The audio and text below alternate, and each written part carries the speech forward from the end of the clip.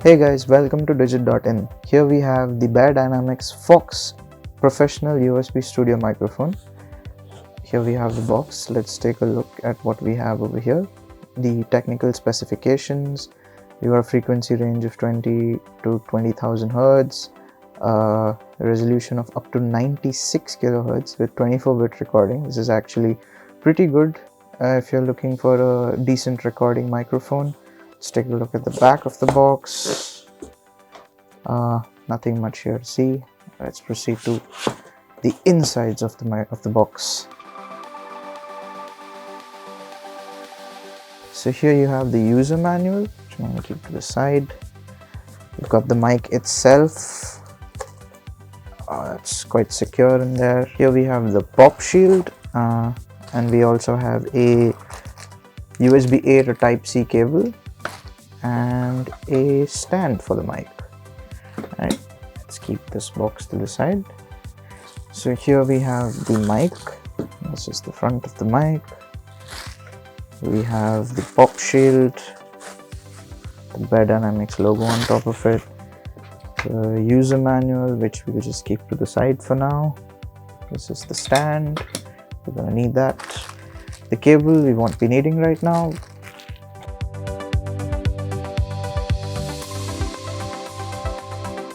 So here we have the mic. As you can see, there's a mute button on top. It's also got an LED indicator to show you whether it's muted or not. You have two volume control knobs over here. The first is for the mix itself, as to what you're actually recording. There's also an aux port here for whatever input your headphones that you connect to this mic. This is so that there's zero latency in between what you're actually the recording and what you're hearing. The control for whatever headphones you have connected is over here. If you turn the mic to the back, you have a gain measure, like a gain control over here, with low on the right side and high on the left. This can be adjusted between high, medium, and actually can be adjusted anyhow, but it's quite difficult to actually keep it in the middle. At the back you have the Type-C port for charging the mic. Over here you have the screw. This is where the mic attaches to the stand over here. Around the edge of the bottom of the mic you have a rubber-like base to maintain a strong grip if you're actually keeping the mic down as is. The top half of the microphone, you have the mic grill, which is present on every side of it. However, depending on which direction you're going to be recording from, you have a pop filter which you can easily snap on.